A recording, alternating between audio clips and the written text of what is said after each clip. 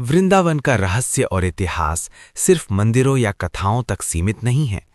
ये एक ऐसा स्थान है जहां इतिहास, भक्ति और अदृश्य मान्यताएं एक दूसरे में घुल जाती हैं। नीचे मैं आपको वृंदावन की वो रहस्यमयी कहानी और तथ्य बता रहा हूं जो बहुत कम लोग जानते हैं और जो दिल को छू जाते हैं।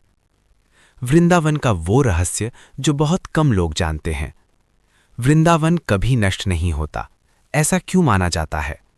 पुराणों में कहा गया है कि वृंदावन पृथ्वी पर नहीं बल्कि कृष्ण की नित्य लीला भूमि पर स्थित है। जब भी पृथ्वी का नाश होता है, अयोध्या, काशी और मथुरा तो रहती हैं, लेकिन वृंदावन अदृश्य हो जाता है, क्योंकि वो सामान्य भूमि नहीं, दिव्य लोक है। इसीलिए कहा जाता है कि वृंदावन देखा नहीं जाता, अनुभव किया जाता है। आज भी रात में रासलीला होती है।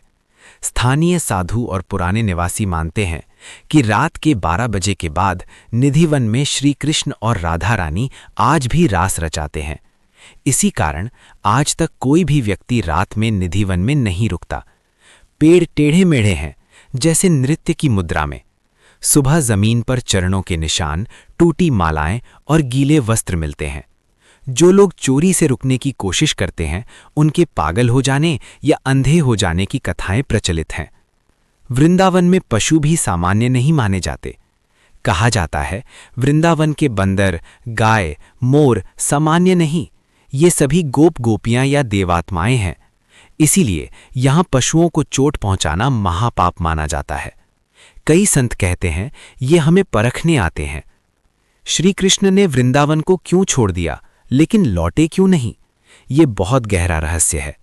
कृष्ण ने मथुरा जाकर कंस का वध किया, द्वारिका बसाई, महाभारत का युद्ध कराया, लेकिन वृंदावन कभी वापस नहीं आए। क्यों? क्योंकि वृंदावन प्रेम का स्थान है और कृष्ण कहते हैं कि जहां प्रेम पूर्ण हो जाता है, वहां लौटने की आवश्यकता नहीं होती। इसीलिए आज भी कहा जाता है कृष्ण द्वारिका के राजा हैं, लेकिन वृंदावन के शरणागत। वृंदावन में मरना मोक्ष क्यों देता है? मान्यता है वृंदावन में मृत्यु पाने वाले को सीधा गोलोक धाम मिलता है।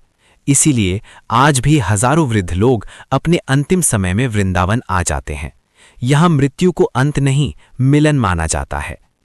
वृंदावन का सबसे बड़ा रहस्य ये है कि वृंदावन आपको तभी दिखता है जब श्री कृष्ण स्वयं बुलाते हैं। कई लोग बार बार जाते हैं लेकिन कुछ महसूस नहीं करते, और कुछ पहली बार में ही रो पड़ते हैं, क्योंकि वृंदावन आंखों से नहीं, हृदय से देखा जाता है। निष्कर्ष जो बहुत कम लोग समझते हैं, वृंदावन एक शहर नहीं, एक पर्यटन स्थल नहीं, बल्कि प्रेम और भक्ति की जीवित चेतना है। इसीलिए कहा गया है कि वृंदावन में रास्ते नहीं होते, केवल श्री कृष्ण की इच्छा होती है। जय श्री कृष्ण। धन्यवाद जी।